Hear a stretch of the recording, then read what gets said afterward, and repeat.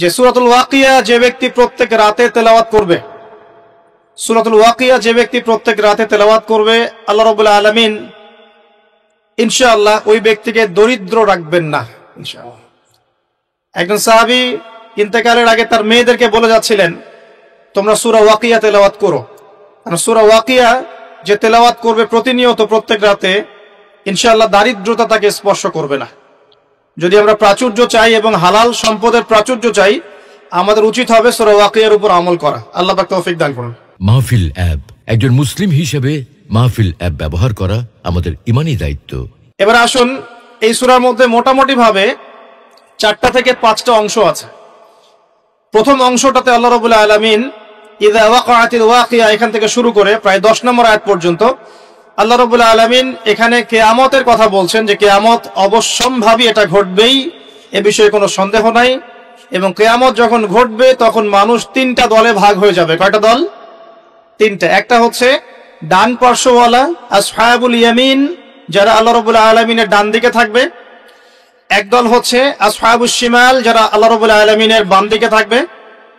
আর এখানে বলা হচ্ছে আসহাবুল মাইমানাতি ওয়া আসহাবুল মাশআমা, অর্থাৎ ডানপন্থী এবং বামপন্থী। দুনিয়াতে যেমন আছে না ডানপন্থী বামপন্থী, আল্লাহ রাব্বুল আলামিনের কাছেও কিয়ামতের মাঠে একদল মানুষ আল্লাহ পাকের ডান দিকে থাকবে, আরেকদল থাকবে আল্লাহ পাকের বাঁ দিকে।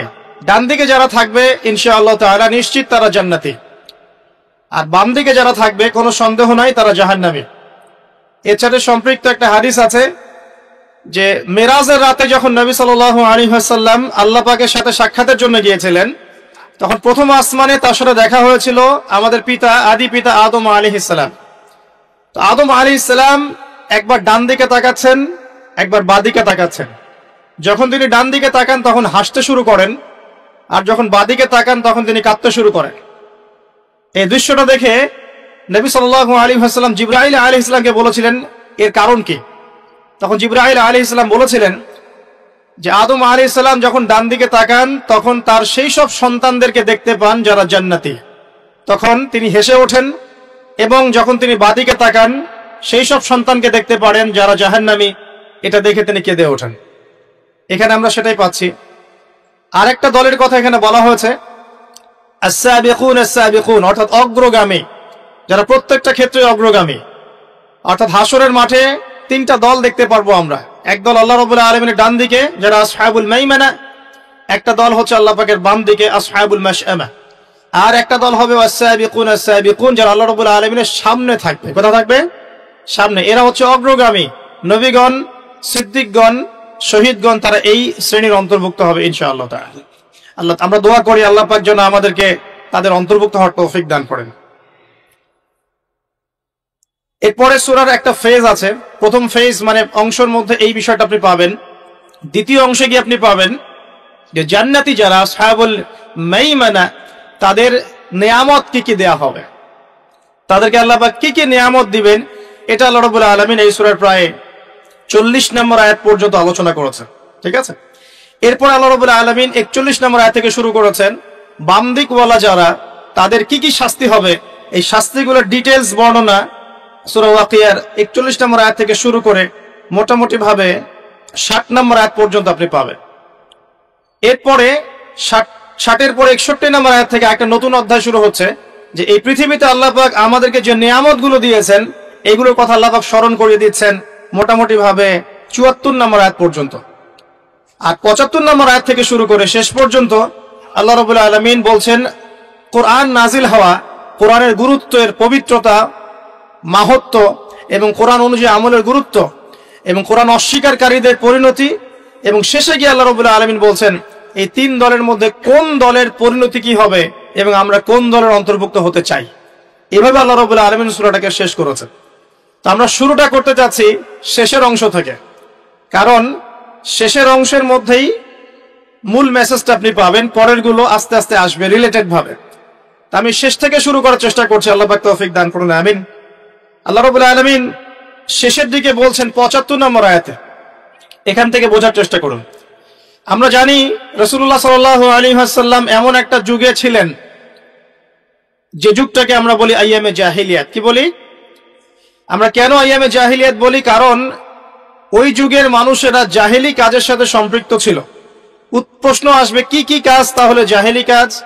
উত্তর হচ্ছে ওই যুগের মানুষরা মোটামুটি ভাবে 5টা কাজ বেশি করতো। কয়টা কাজ ভাই? 5টা। একটু মনে রাখবেন, আমার সাথে একটু লাইভলি থাকেন। 1 নাম্বার, ওই যুগের মানুষরা শিরক করত। তাদের জীবনের প্রতিটা ক্ষেত্রেই তারা শিরকের পাপে নিমজ্জিত ছিল। 1 নাম্বার, তারা স্ট্যাচু ওয়ার্শিপ করত, মৃত মানুষের পূজা করত, তারা মাধ্যম পূজা করত, তারা কেউ কেউ নাস্তিকতায় বিশ্বাসী ছিল, কেউ বা আল্লাহ পাকের বিধান মানত না কিন্তু আল্লাহকে বিশ্বাস ঠিকই করত। তো শিরকের পাপ ছিল তাদের কমন পাপ, তারা প্রকৃতি পূজাও করেছে। দ্বিতীয় পাপটা ছিল সুদ। ওই যুগের মানুষেরা রিবা বা সুদের সাথে সম্পৃক্ত ছিল। এটা ছিল ওই যুগের অর্থনৈতিক মহামারী। এরপরে ওই যুগের মানুষরা মাদক দ্রব্যের সাথে সংশ্লিষ্ট ছিল। সমাজের একটা বড় অংশের মানুষ মাদক দ্রব্য সেবন করত। চতুর্থ পাপটা ছিল নারীর অবমাননা। ওই যুগের মানুষেরা নারী জাতিকে খুব একটা মূল্যায়ন করত না। আমরা জানেন কন্যা সন্তানকে জীবিত কবর পর্যন্ত দেয়া হয়েছে। নারীদের বৈবাহিক তেমন কোনো অধিকার ছিল না, আর সম্পত্তির অধিকার তো অনেক দূরের কথা। জেনা ব্যভিচার একটা নিত্য নৈমিত্তিক ব্যাপার ছিল। ধর্ষণ, পরকীয়া, জেনা, ব্যভিচার, মেয়েদেরকে বিক্রি করা, এগুলো খুব কমন বিষয় ছিল।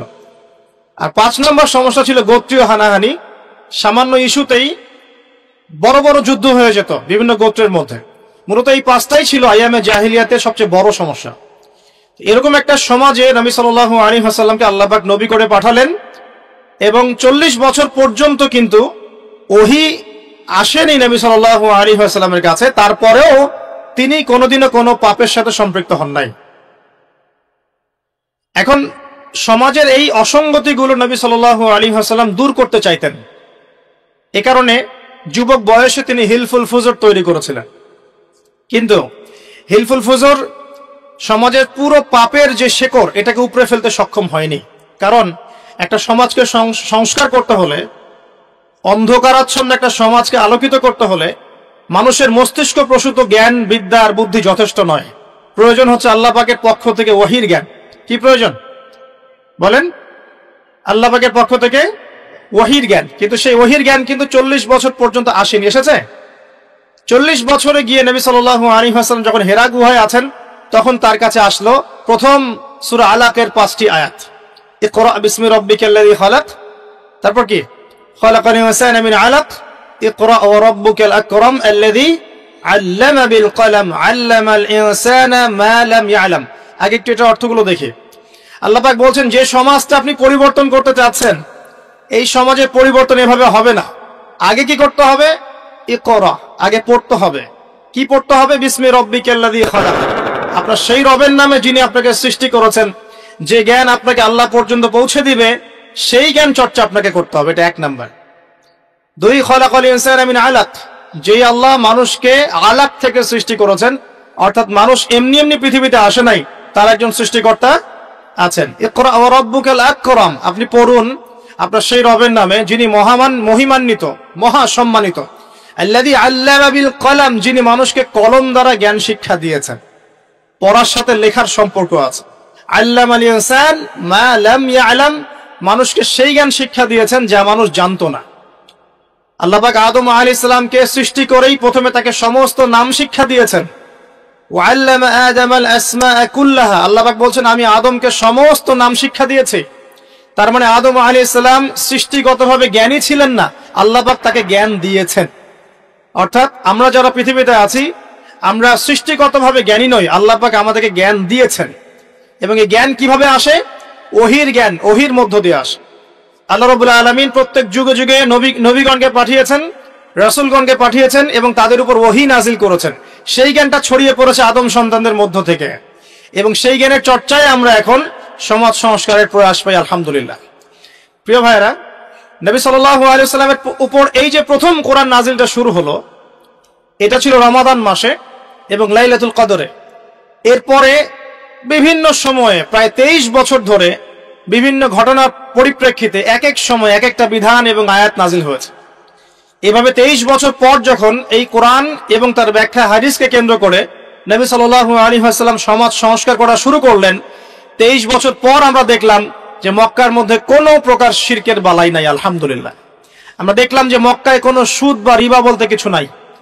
আমরা দেখলাম যে মক্কায় মাদক দ্রব্য বলতে কিছু নাই, মক্কায় জেনা ব্যভিচার নাই, মক্কায় কোনো গোত্রীয় হানাহানি নাই, কোনো নারী জাতির কোনো অবমাননাও নাই। অর্থাৎ পুরো অন্ধকারাচ্ছন্ন সমাজটা আলোকিত হলো কিসের কারণে, কিসের মাধ্যমে? আল্লাহ পাকের ওহীর মাধ্যমে। সেই ওহীটা কি? যেটা আমার হাতে দেখছেন, আল কোরআনুল কারীম। আল্লাহ পাকের ওহীটা কি? আল কোরআনুল কারীম, এবং তার ব্যাখ্যায় কি আছে? সুন্নাহ আছে, নাকি সুন্নাহ নাই? কোরআন এবং সুন্নাহ একত্রিত হয়েই তো ওহী। কিছু মানুষ এখন বের হয়েছেন দুঃখজনক, যারা বলেন যে কোরআন মানলেই হবে, হাদিস মানার কোনো প্রয়োজন নাই।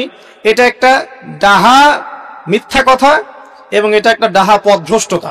এখান থেকে বের হওয়ার জন্য আমরা দাওয়াত প্রদান করব, কারণ হাদিস না মানলে আপনি কোরআনও মানতে পারবেন না। কারণ কোরআনে আল্লাহ পাক বলছেন সূরা হাশরের 7 নম্বর আয়াতে, ওয়ামা আতাকুমুর রাসূলু ফাখুযু, রাসূল যা দিয়েছেন তা গ্রহণ করো, ওয়ামা নাহাকুম আনহু ফান্তাহু, রাসূল যা যা থেকে বিরত থাকতে বলেছেন দূরে থাকো। এখন রাসূল যা বলেছেন সেগুলো কি আমরা কোরআন,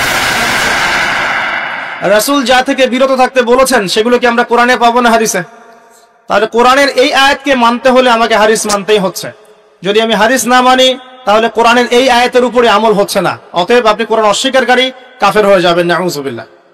আল্লাহ পাক হেফাজত করুন, আমিন। বলতে যাচ্ছিলাম, মাত্র 23 বছরে নবী সাল্লাল্লাহু আলাইহি ওয়াসাল্লাম পুরো আরবের পরিবেশ পরিবর্তন করে দিয়েছিলেন কোরআন এবং সুন্নাহকে হাতে নিয়ে। এখন আল্লাহ পাক এই 23 বছরে প্রথম 13 বছর নবীজিকে রেখেছেন মক্কায়, আর বাকি 10 বছর রেখেছেন মদিনায়। আর মক্কায় যে সূরাগুলো নাজিল হচ্ছিল এগুলোর মধ্যে পরকালের কনসেপ্ট বেশি ছিল। আল্লাহর তাওহীদ, পরকাল, মৃত্যু, হাসর, জান্নাত, জাহান্নাম, মিজান, পুলসিরাত, মানুষের দৃষ্টিভঙ্গি আগে পরিবর্তন করা হচ্ছিল যে এই দুনিয়ার জীবনটা সাময়িক এবং এটা চিরস্থায়ী নয়, আমাদেরকে ফিরে যেতে হবে আল্লাহর কাছে। এই দুনিয়ার জীবনটা হচ্ছে একটা কর্মক্ষেত্র মাত্র, ফলাফলের জায়গা এটা নয়। এই কনসেপ্টটা পরিষ্কার করার জন্য আল্লাহ রাব্বুল আলামিন মাক্কি জীবনে কিন্তু খুব বেশি এই সুদের বিধান, জিহাদের বিধান, হ্যাঁ অন্যান্য যে বিধানগুলো আছে, পর্দার বিধান, এগুলো কিন্তু খুব একটা মক্কায় নাজিল হয়নি, মদিনায় গিয়ে নাজিল হয়েছে। আমার কথা কি বুঝতে পারছেন? আগে মানুষের আকীদাটাকে, মানুষের দর্শনটাকে চেঞ্জ করা হয়েছে।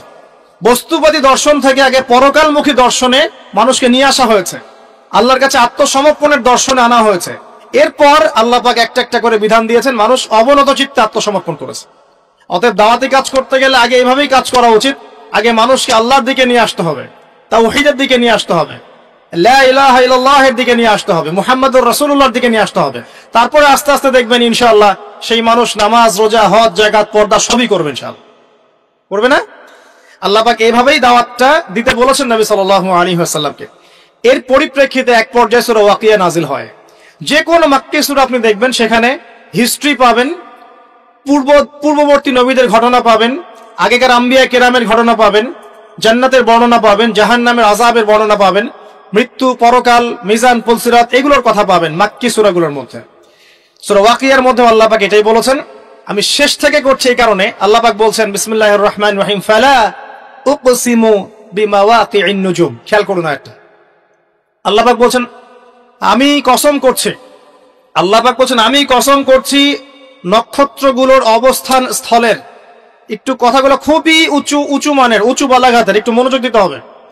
আল্লাহ পাক বলছেন যে আমি কসম করছি নক্ষত্রগুলোর অবস্থান স্থলের। এটা একটা বিশাল কসম, ইন্নাহু লাকাসামুল লাউ তা'লামুনা আযীম। আর আমি এখন যে কসমটা করলাম এই কসমটা একটা বিশাল বিষয়ের কসম, কিন্তু তোমরা এটা বুঝতে পারছো না।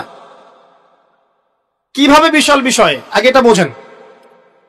নক্ষত্রের অবস্থানগুলো এত সূক্ষ্ম, যদি কখনো আপনি আকাশের তারা দেখে থাকেন এবং অ্যাস্ট্রোনমি সম্পর্কে আপনার কোনো সামান্য ধারণাও থেকে থাকে, আপনি বুঝতে পারবেন যে এই মহাবিশ্বে আমাদের আকাশে যে তারাগুলো দেখা যায় এই তারাগুলোর অবস্থান খুবই সূক্ষ্ম। এক একটার থেকে এক একটা ডিস্টেন্স যদি 1 ইঞ্চিও কম বেশি হয়ে যায় এই অভিকর্ষ বল, মহাকর্ষ বলটা কলাপস করবে, এত সূক্ষ্ম। আমরা এখন বলি না যে বিগ ব্যাং থেকে মহাবিশ্ব সৃষ্টি হয়েছে, কেউ সৃষ্টি করে নাই, নাউযুবিল্লাহ। অথচ এই মহাবিশ্বের প্রতিটা গ্রহ, নক্ষত্র, গ্যালাক্সি, সৌরজগৎ, চন্দ্র, সূর্য, পৃথিবী, এগুলো এত সূক্ষ্ম গাণিতিক ব্যাখ্যায় আছে, এত সূক্ষ্ম গাণিতিক সূত্র মেনে চলে, যার একটু ডানে বামে গেলেই মহাবিশ্ব কলাপস করে যাবে। শুধু যদি সূর্যটাকে 1 হাত এগিয়ে দেওয়া হয় তাহলে এই পৃথিবীর অর্ধেকের বেশি জায়গা মরুভূমি হয়ে যাবে। আর যদি সূর্যটাকে এক হাত পিছিয়ে দেওয়া হয় তাহলে এই পৃথিবীর একটা বড় অংশ বরফের চাদরে ঢেকে যাবে। শুধু যদি চাঁদকে একটু এগিয়ে দেওয়া হয় পৃথিবীর একটা বড় অংশ সমুদ্রের পানিতে ভেসে যাবে। আর চাঁদকে যদি একটু পিছিয়ে দেওয়া হয় ভাটা পড়ে যাবে, সাগরের স্রোত পাবেন না আপনি। কথাগুলো বুঝতে হলে আপনাকে অ্যাস্ট্রোনমি জানতে হবে, কিছুটা হলো আপনাকে এগুলো পড়াশোনা করতে হবে। আল্লাহ পাক বলছেন তারাগুলোর অবস্থানের কসম করছি আমি আল্লাহ। আর তোমরা যদি জানতে যে কসমটা কত বিশাল, অর্থাৎ এটা একটা বিশাল মানের কসম, তারাগুলোর অবস্থানের কসম।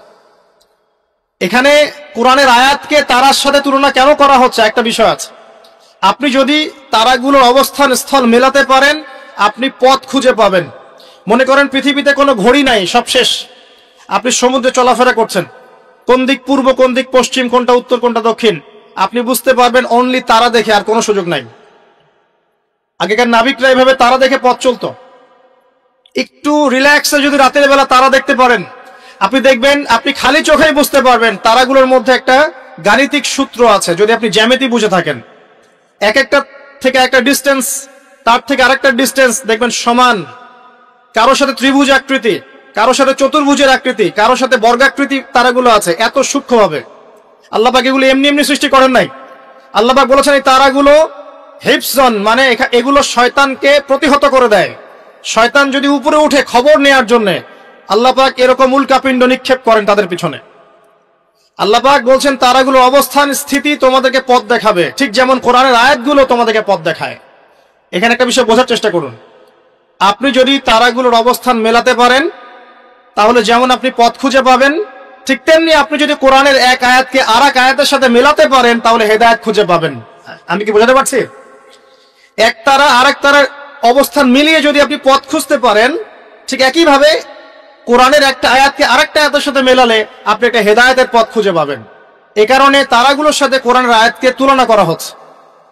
আল্লাহ পাক বলছেন এই বিশাল কসম করে আমি বলছি কি। আচ্ছা একটা কথা, আল্লাহ পাক কেন কসম করেন? আল্লাহ রাব্বুল আলামিন সবসময় এমন কিছুরই কসম করেন যেটা খুব বেশি ইম্পর্টেন্ট। আল্লাহ পাক অহেতুক কোনো কিছুর কসম করেন না। আল্লাহ পাক বলছেন ওয়াল আসরি, সময়ের কসম, মানে সময়টা খুব ইম্পর্টেন্ট জিনিস। আল্লাহ পাক বলছেন তিন ফলের কসম, তিন ফল গুরুত্বপূর্ণ।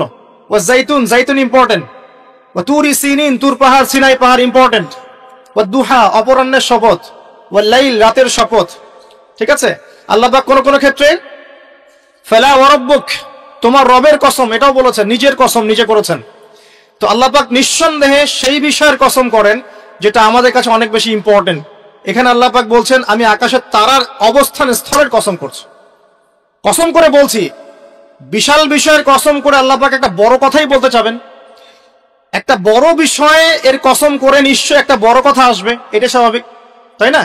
আমরা যখন বলি আল্লাহর কসম করে বলছি এটা, আল্লাহর কসম করে বলছি ওইটা, তাহলে আল্লাহর কসম করলে আপনাকে তো একটা বড় কথাই বলতে হবে নাকি? সামান্য একটা বিষয় তো আপনি আল্লাহর কসম করবেন না, করবেন? একটা বিষয় মনে রাখবেন, মান হালাফা বিগাইরি ইসমিল্লাহি ফাকাদ কাফার, কেউ যদি আল্লাহ রাব্বুল আলামিন ছাড়া অন্য গায়রুল্লাহর নামে কসম করে সে ব্যক্তি কুফরি করলো। কেউ যদি আল্লাহ ছাড়া অন্য কারো নামে কসম করে সে ব্যক্তি কুফরি করলো। যদি জীবনে কসম করতেই হয় আল্লাহ পাকের নামে করবেন। আর যদি আল্লাহর নামে কসম করেন তাহলে সত্য কথা বলতে হবে। আর আল্লাহর নামে কসম করে যদি আপনি মিথ্যা কথা বলেন তাহলে কাফারা দেওয়া লাগবে। ঠিক আছে? আল্লাহ পাক এখানে বড় কসম করে বলছেন যে ইন্নাহু লাকুরআনুন কারীম, নিঃসন্দেহে এই যে কোরআন এটা মহিমান্বিত। ফি কিতাবিম মাকনুন, এটা ওই যে সুরক্ষিত একটা কিতাব, সেখানে লিখিত আছে। কোন কিতাব এটা? লাওহে মাহফুজ। নাম শুনেছেন কি? আল কোরআন লাওহে মাহফুজে, সেখান থেকে প্রথম আসমানে এসেছে লাইলাতুল কদরে, একবারে নাজিল করা হয়েছে। এই প্রথম আসমান থেকে দীর্ঘ 23 বছর বিভিন্ন ঘটনা এবং কালের প্রেক্ষিতে কোরআনের বিভিন্ন অংশ নাজিল হয়েছে। প্রথম নাজিল হয়েছে লাওহে মাহফুজ থেকে প্রথম আসমানে, তারপর সেখান থেকে বিভিন্ন ঘটনার প্রেক্ষিতে নবী সাল্লাল্লাহু আলাইহি ওয়াসাল্লামের কাছে। আল্লাহ পাক সেটাই বলছেন এই কোরআন হচ্ছে মাকনুন, আর লা ইয়ামাসসুহু ইল্লাল মুতাহহারুন, এই কোরআন পবিত্র ব্যক্তি ছাড়া বা সত্তা ছাড়া কেউ স্পর্শ করতে পারে না। কারণ কাফেররা বলতো নাউজুবিল্লাহ, যে মুহাম্মদ সাল্লাল্লাহু আলাইহি ওয়াসাল্লামের কাছে যা নাজিল হচ্ছে শয়তান নাকি তার উপর ওহী করছে, নাউজুবিল্লাহ। আমার কথা কি বুঝতে পারছেন? আল্লাহ পাক এখানে যুক্তি খণ্ডন করছেন, জি না, শয়তানের পক্ষ থেকে এটা আসে নাই, বরং শয়তান অপবিত্র সত্তা পবিত্র কালাম স্পর্শ করতে পারে না। এখান থেকে একটা মাসআলাও আসবে, যখন আপনি কোরআন স্পর্শ করবেন তখন অবশ্যই ওযু করে নেবেন। অনেকে এটা নিয়ে ইখতিলাফ করেন, ওযু না থাকলেও ধরা যায়, বা ছোট নাপাকির ক্ষেত্রে ধরা যায়, বড় নাপাকিতে ধরা যায় না। ওই ইখতিলাফে আমি যাচ্ছি না। ব্যক্তিগতভাবে যা আমল করার চেষ্টা করি, আমার কাছে যেটা বেশি অথেন্টিক মনে হয় সেটা আমি আপনাকে বলছি। ওযু ছাড়া কোরআন স্পর্শ করবেন না। কোরআন তেলাওয়াত করতে হলে, স্টাডি করতে হলে অবশ্যই ওযু করে নিয়ে বসবেন ইনশাআল্লাহ। আল্লাহ পাক বলছেন, লা ইয়ামাসসুহু ইল্লাল মুতাহহারুন, পবিত্র সত্তা ছাড়া কোরআন কেউ স্পর্শ করে না। এটা কি? তানজিলুম মির রাব্বিল আলামিন, আল কোরআন তোমার রব মানে মহাবিশ্বের প্রতিপালক আল্লাহর পক্ষ থেকে নাজিল হয়েছে। কোরআন কারো মন গড়া কথা নয়, কোনো অলিক গল্প বা উপন্যাস নয়। কোরআনুল কারীম কোনো জিন শয়তানের পক্ষ থেকে আসে নাই, বা এটা কোনো নিজের হাতে রচিত কোনো কিতাব নয়, বা আগেকার তাওরাত, জাবুর, ইনজিল থেকে কপি করা হয়নি, বরং কোরআন রব্বুল আলামিনের পক্ষ থেকে কি হয়েছে? নাজিল হয়েছে। আল্লাহ পাক বলেন, আফা বিহাযাল হাদীসি আনতুম মুদহিনুন, তোমরা কি এই যে হাদিস, কোরআনকে এখানে হাদিস বলা হচ্ছে, হাদিস মানে কিন্তু বাণী, কোরআনকে বলা হচ্ছে এই বাণী বা এই হাদিসকে কি তোমরা এড়িয়ে যাচ্ছ? আল্লাহ পাক বলছেন, ওয়া তাজআলুনা রিজকাকুম আন্নাকুম তুকাযযিবুন, এই কথাটা ভালো করে শোনেন। আল্লাহ পাক বলছেন, কোরআনকে অস্বীকার করাই কি তোমরা তোমাদের রিজিক বানিয়ে নিয়েছো? আজকের বিশ্বে যত মানুষ রিজিক পাচ্ছে, বেশিরভাগ কোরআন অস্বীকার করে রিজিক পাচ্ছে। বুঝতে পারছেন না? মনে হয় কোরআন এবং তার সাথে বিরোধিতা করে মানুষ রিজিক কামাই করছে না? মানুষ সুদের মধ্যে দিয়ে রিজিক পাচ্ছে, কোরআনকে পাশ কাটিয়ে যাচ্ছে। মানুষ ঘুষের মধ্যে রিজিক নিচ্ছে, কোরআন পাশ কাটিয়ে যাচ্ছে। মানুষ দুর্নীতি করে রিজিক নিচ্ছে, কোরআন পাশ কাটিয়ে যাচ্ছে। কোন কোন ক্ষেত্রে ইসলামের বিরোধিতা করাটাকেই রিজিক বানিয়ে নিয়েছে মানুষ। নাই কত মানুষ বই লিখছে ইসলামের বিরুদ্ধে, টকশো করছে ইসলামের বিরুদ্ধে, বক্তব্য দিচ্ছে ইসলামের বিরুদ্ধে, সংগঠন চালাচ্ছে ইসলামের বিরুদ্ধে। মানে আল্লাহ পাক বলছেন, তোমরা কি কোরআনের বিরোধিতা করাটাকেই রিজিক বানিয়েছো? কত চমৎকার কথা, তাই না? বাস্তবে তাই হচ্ছে না? বাস্তবে এটাই হচ্ছে। খুব কম সংখ্যক মানুষ বাদ দিয়ে বেশিরভাগ মানুষ আল্লাহর বিরোধিতা করেই রিজিক অর্জন করার চেষ্টা করছে। আল্লাহ পাক আমাদেরকে বোঝার তৌফিক দান করুন, আমিন। আল্লাহ পাক বলেন, ফালাউলা ইযা বালাগাতিল হুলকুম, কতদিন করবে এভাবে, কতদিন চলবে এভাবে? ফালাউলা ইযা বালাগাতিল হুলকুম, ওই কথা স্মরণ করো যখন তোমাদের প্রাণ জানটা চলে আসবে হুলকুমে। হুলকুম কোনটা? যেখান থেকে আপনি হা, আইন এগুলো উচ্চারণ করেন, তাই না? নাকি উস্তাদরা আছেন না এখানে? এটা হুলকুম। বাই দ্য ওয়ে, এখন অবশ্য একটা যুগ চলছে, এখন শায়েখ হতে কোরআন তেলাওয়াত করা শেখা লাগে না আর কি। এমনি মানুষ শায়েখ হয়ে যেতে পারে, এটা আলাদা বিষয়। তবে কোরআন বিশুদ্ধ করে তেলাওয়াত করা শিখতে হবে না? তো হুলকুম থেকে যে অক্ষরগুলো আসে আমরা তো জানি। আল্লাহ পাক বলছেন, তোমাদের প্রাণ যখন হুলকুমে চলে আসবে সেই সময় তোমরা বুঝতে পারবে। কি বুঝবে? ওয়া আনতুম হিনা ইযিন তানজুরুন, তোমরা তখন ফেলফেল করে তাকিয়ে থাকবে। তাকিয়ে থাকে না মানুষ? কেউ যখন মারা যাচ্ছে আপনার সামনে, কারো কিছু করার আছে? আশপাশের মানুষ ফেলফেল করে তাকিয়ে থাকে না? কিচ্ছু করার নাই। ওয়া নাহনু আকরাবু ইলাইহি মিনকুম ওয়ালাকিন লা তুবসিরুন, আল্লাহ পাক বলছেন, ওই সময় আমি তোমাদের চেয়ে ওই মাইয়েতের বেশি কাছে থাকি। ওই সময় তোমাদের চাইতে আমি আল্লাহ ওই ব্যক্তির বেশি কাছে থাকি। ফালাউলা ইন কুনতুম গায়রা মাদিনিন, তোমরা কি আমার কর্তৃত্বের অধীনে নাও? তারজিউনাহা ইন কুনতুম সাদিকিন, যদি এখন ক্ষমতা থাকে, যে আল্লাহ, যে কোরআন, যে ইসলামকে অস্বীকার করলা, এখন ক্ষমতা থাকলে সেই প্রাণটাকে ফিরাই দাও দেখি। আল্লাহর কথা কি বুঝতে পারছেন? আল্লাহ পাক বলছেন, তোমরা কি কোরআন এর বিরোধিতা করাটাকে রিজিক বানিয়েছো? করতে থাকো, কিন্তু যখন তোমাদের প্রাণ কণ্ঠাগত হবে তখন তোমরা ফেলফেল করে তাকিয়ে থাকবে, কিছুই করতে পারবে না। ওই সময় আমি আল্লাহ ওই ব্যক্তির কাছে থাকি তোমাদের চাইতে। আর তোমরা যদি আমার কর্তৃত্বের বাইরেই থাকো তাহলে ওর জানটাকে ফিরাই নিয়ে আসো দেখি। কথাগুলো কি বুঝতে পারছেন? আমি আসলে কোরআন অনুবাদ করতেও পারছি না এবং ব্যাখ্যাও করতে পারছি না, আমার অপারগতা। কারণ আমি এখন এই বয়সে এসে ফিল করি যে আমি আসলে ইসলামের মনে হয় 5 থেকে 10% জ্ঞান অর্জন করতে পারি না। আমার কাছে এটাই ফিল হয়।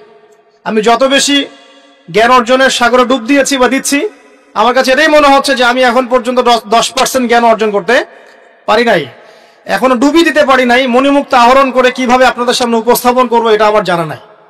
তবে আমি আমার জায়গা থেকে চেষ্টা করছি। আর কোরআন এত উচ্চ মানের একটা কিতাব, যেটার ব্যাখ্যা করার আমাদের পক্ষে আসলে পসিবল না। কোরআন ব্যাখ্যা করা বা এর আয়াতের যে মর্ম সেটা আপনাকে বুঝিয়ে দেয়া আসলে আমার পক্ষে পসিবল না। আমি মনে করি না এটা কারো পক্ষেই পসিবল।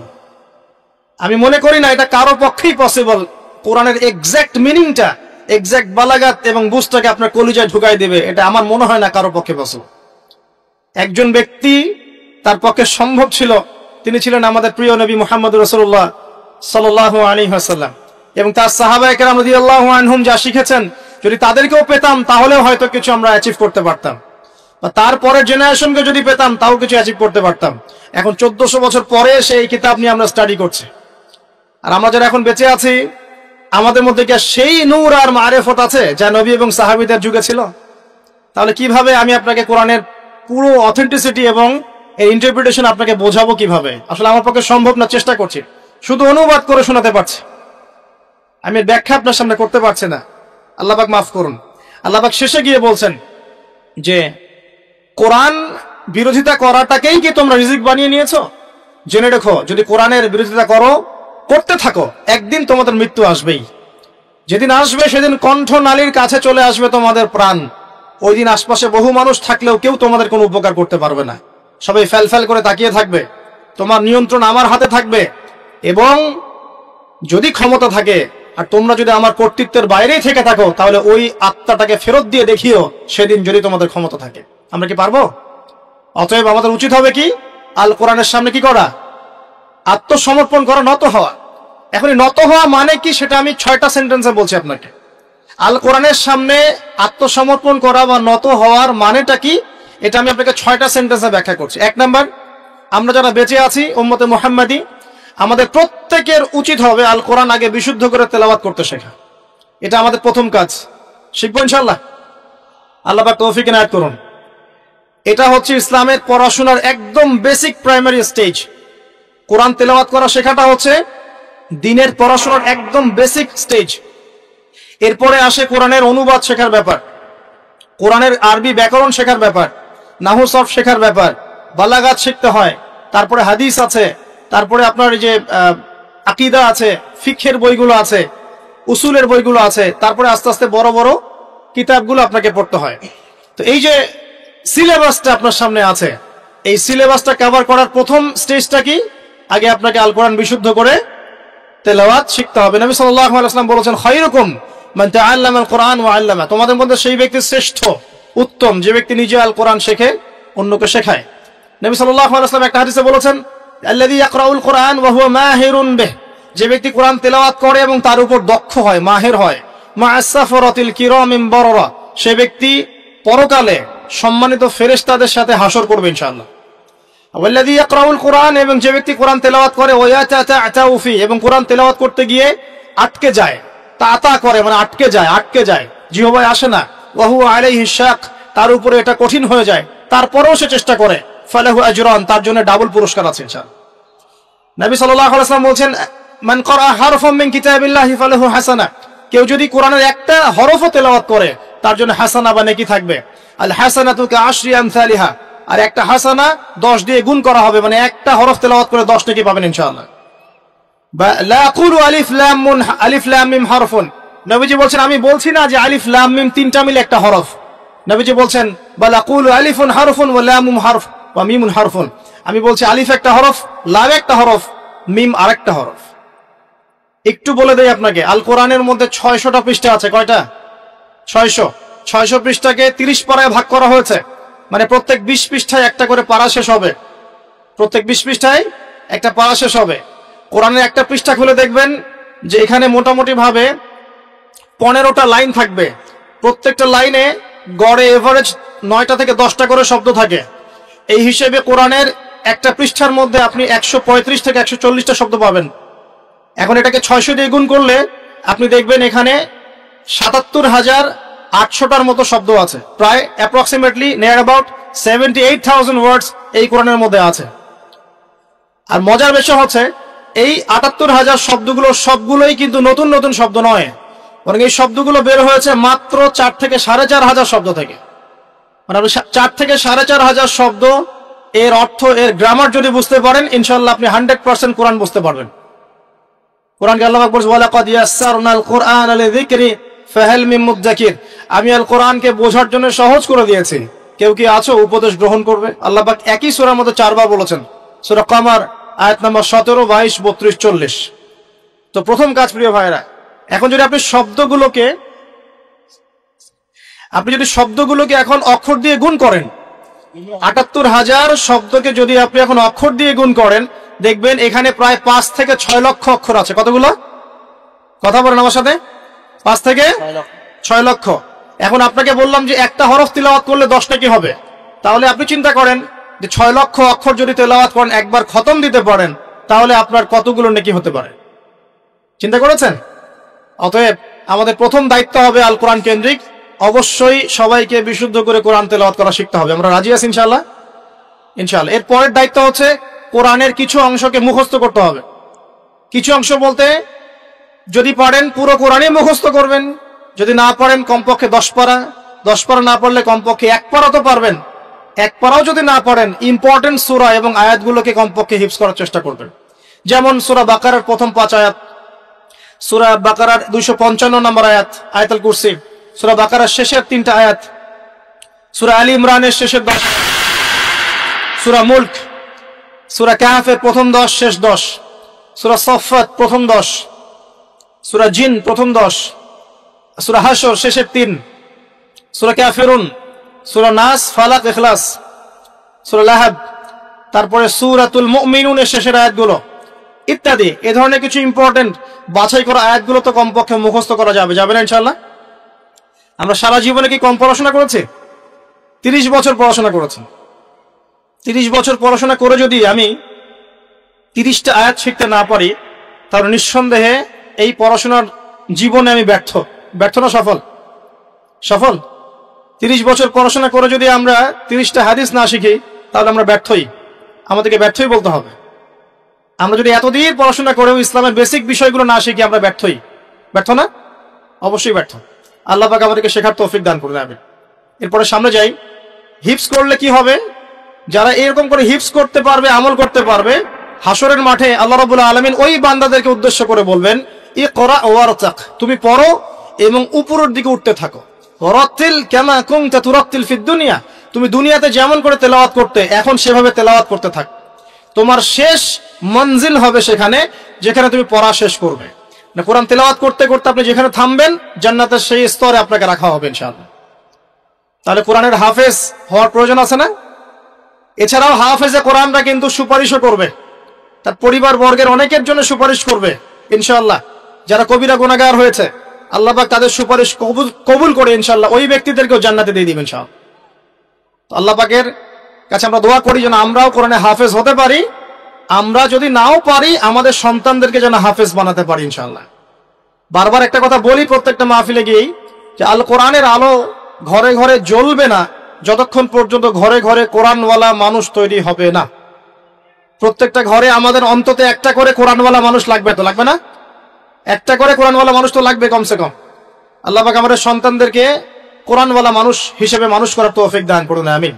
আমি বলছি না আপনারা ডক্টর ইঞ্জিনিয়ার হবেন না, জেনারেল পড়াশোনা ছেড়ে দিবেন, এগুলো বলছি না। এই পড়াশোনা ছেড়ে দিলে আপনি কোরআন সুন্নাহকে হাতে নিয়ে বিশ্বকে চ্যালেঞ্জ করতে পারবেন না। এই পড়াশোনা দরকার আছে, কিন্তু আপনার ভিত্তিটা হতে হবে কোরআন সুন্নাহ কেন্দ্রিক। পারা যাবে না ইনশাআল্লাহ? আল্লাহ তৌফিক দান করুন, আমিন। 3 নম্বর হচ্ছে কোরআনের আদেশগুলো আমাদের মেনে চলার চেষ্টা করতে হবে। 4 নম্বর কোরআনের যে নিষেধগুলো আছে এগুলো বর্জন করতে হবে।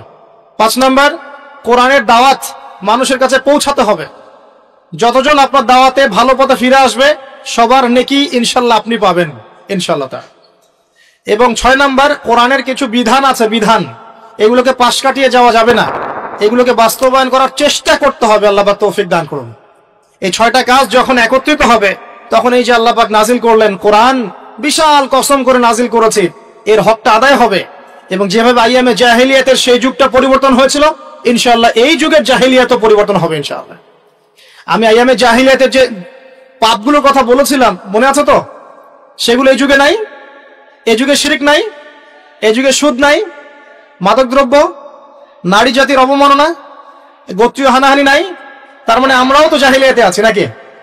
নিঃসন্দেহে আমরাও জাহিলিয়াতের মধ্যেই আছি। যদি আমরা কোরআন এবং সুন্নাহ কেন্দ্রিক নবীর মতো করে মেহনত করতে পারি সাল্লাল্লাহু আলাইহি ওয়াসাল্লাম, তাহলে তিনি যেভাবে পরিবর্তন করেছিলেন ইনশাআল্লাহ আমরাও করতে পারবো ইনশাআল্লাহ তাআলা।